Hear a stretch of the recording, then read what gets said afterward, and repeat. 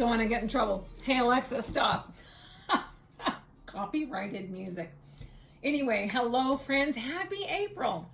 So, this month, my newsletter is all about stress. I'm talking a lot about that, stress management in circles, and that I just share a few of my favorite tips and really, hopefully, illustrate why it's so important to learn how to take good care of yourself to mitigate stress.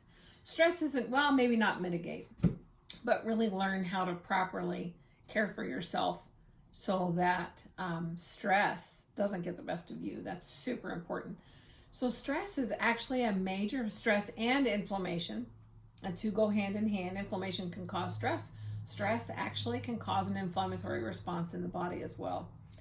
And they're both big players in any disease process. As most of us probably are aware, a lot of the effects of stress.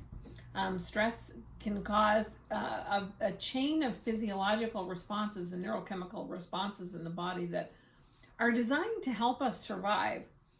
And anymore, we're not running away from a dinosaur. We're not fighting off an attacker most of the time, right? But those same chemicals with chronic and ongoing stress, in particular, situational stress can be fantastic, can help you perform better for an exam or in a performance or any kind of endeavor that requires you to up it a little bit, right?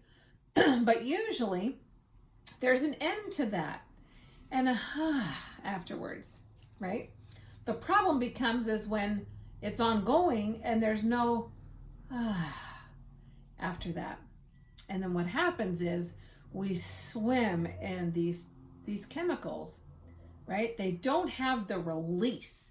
And that's one of the reasons why exercise is such an important way to help you properly manage stress and take the benefits of stress and leave behind the damaging components of stress. Exercise gives you a release, a physical release for those chemicals.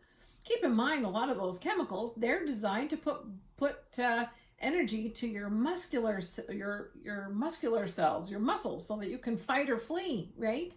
So when we don't have that release, that part isn't going to come.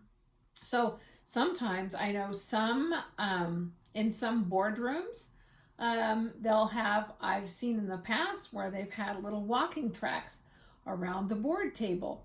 And that's important if you're in a particularly stressful meeting. I love my treadmill desk for that. If I'm needing to really bring it or under some stress, to be able to work on my treadmill is fantastic. Making sure that you start every day with some sweaty exercise. Some folks really like to have a twofer at the end of the day, or even just make that your time. It's a great time to let off steam that might have accumulated during the day. Music is fantastic, probably because it gets me moving. Music is a great way to tap into energy and maybe even help with some of those aspects of stress that we have a hard time verbalizing.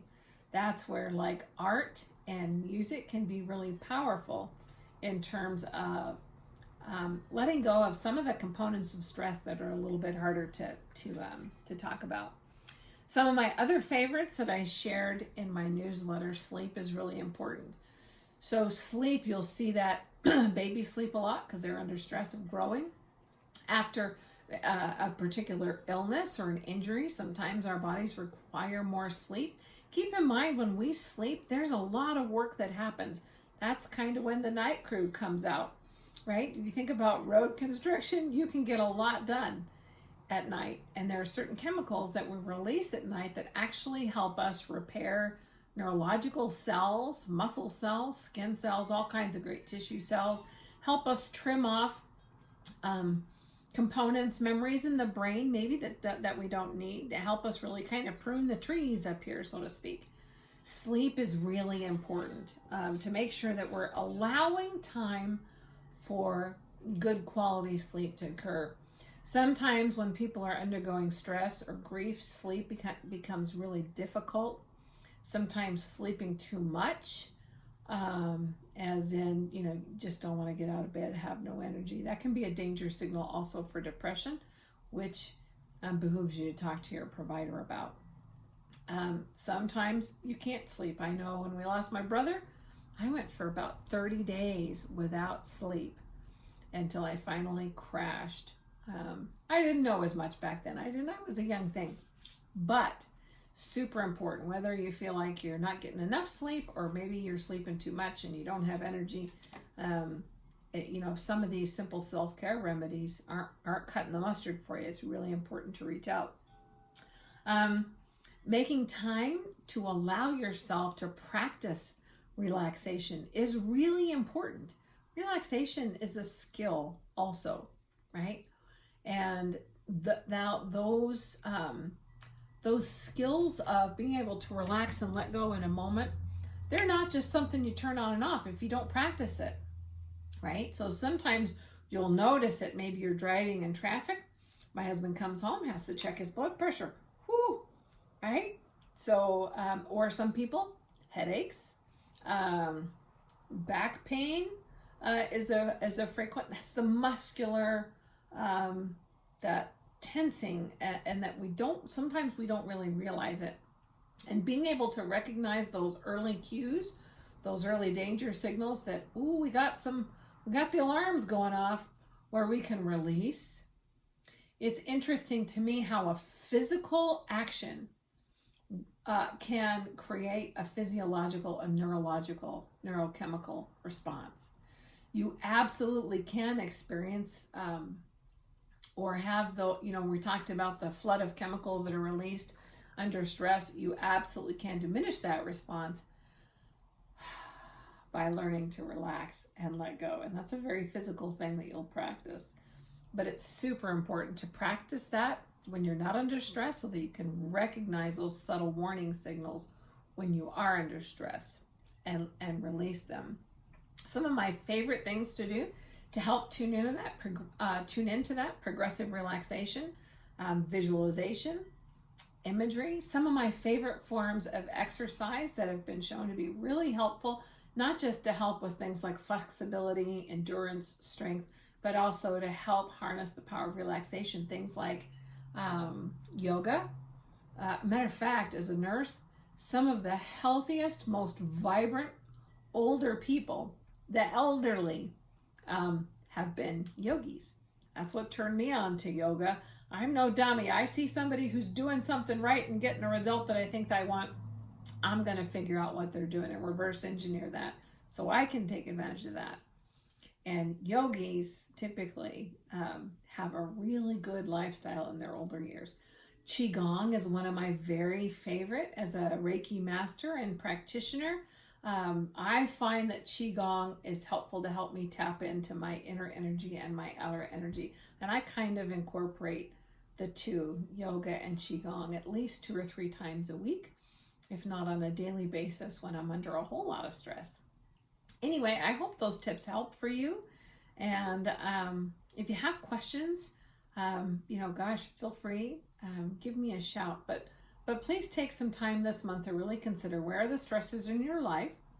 Oh, that's one more tip I have for you, mind mapping.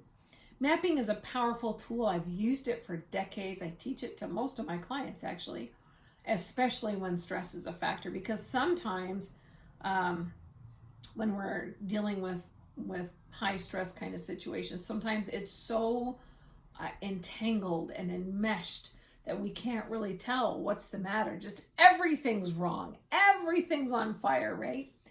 Mind mapping, or mapping, is a technique that allows you to kind of step outside yourself, and it involves pen and paper. So you get out a pen and paper and just jot down the main prevailing feeling of discomfort that you're experiencing at the moment. So it might be stress or anxiety. Maybe my heart's racing. I'm anxious all the time. So I'm going to put that in this circle. I'm going to put anxiety, and in the center of my paper. And then I'm going to start making these spokes off from there. So I might draw a line, And I'm going to ask myself, okay, what are some of the stimuli? What are some of the factors that's playing into that anxiety? Well, I tell you, I'm anxious about, maybe I'm going to put off here, I'm anxious about my finances. Okay, if I was going to carry that out, what about my finances stresses me out? Well, maybe my husband lost his job, or I lost my job, or my hours were cut, or something like that. And then the next spoke out from there is going to say, okay, what can I do about it? And allow yourself to objectively brainstorm. I could look for a different job. I could learn how to excel in my job. I could do, anyway, just start brainstorming and listing those things out. Some things you might take them out to a point where you say, okay, is this in my control? Can I do anything about it? And the answer is no. Right? It might be no, I really can't. Now keep in mind, I don't want you to get caught up in the how can I do that, right? Because sometimes what we need to focus on is on the what. When we're clear on the what, the how, it pops up. And I'll talk more about that in a little bit. So don't put any girdles on your brain in this part. You're just going to ask yourself, is this something in my control or not? What can I do about it? If it's something that's completely out of your control, gosh, I had a girlfriend, her house burned down, lost my house, right? Well, actually, maybe there are some things I can do. I need to call the insurance company, need to reach out to social services, I need to do blah, blah, blah. What can I do about this certain situation? Until you carry it out to the point where, okay, there's nothing more I can do about this. And that's where a really important concept comes into play. Once you diagram that out to the point that really there's nothing more you can do, that's where we have to release it and let go of it, right? To spend a lot of time and energy and thought and worry into things that we have no control over is just going to put a hole in your stomach. It's not going to do you a dang bit of good. It's like you might as well stand in the wind and spit, right? It's not going to do you any good. But somehow writing that out really enables you to say, okay, I need to let that go. I don't know how I'm going to do that, but I need to let that go. And really, the beauty of this kind of tool is that it lets you pick out, well, you know what? I can do this, this, and this, and so. And if I can take some of that wasted energy that I'm putting in on here or something I don't have any control over, and instead I'm going to take that energy and I'm going to put it here, holy cow. You can totally change the game in any circumstance when you quit spending time on futile efforts and you put that energy into something that's going to move the needle. And it's a huge game changer. I've seen that totally turn things around for people in terms of their health, their finances, their relationship, everything. It's a huge game changer. So mind mapping is actually a really great tool to employ with stress management. If you have questions, if you want some help, if you just want to brainstorm a few things, that's where, it's really great to chat with somebody. Feel free to give me a call. I can give you some tips, some pointers. I do some coaching as well. But really, truly, my hopefulness is that you'll take some time to really focus in on taking care of you. I promise you, spring cleaning, springtime is a perfect time to do that. And really taking a look at how you deal with stress and where you can improve on that will set you up for a fantastic rest of your year and can totally change your life. I believe in you a squillion %. Make it a great day. Bye, friends.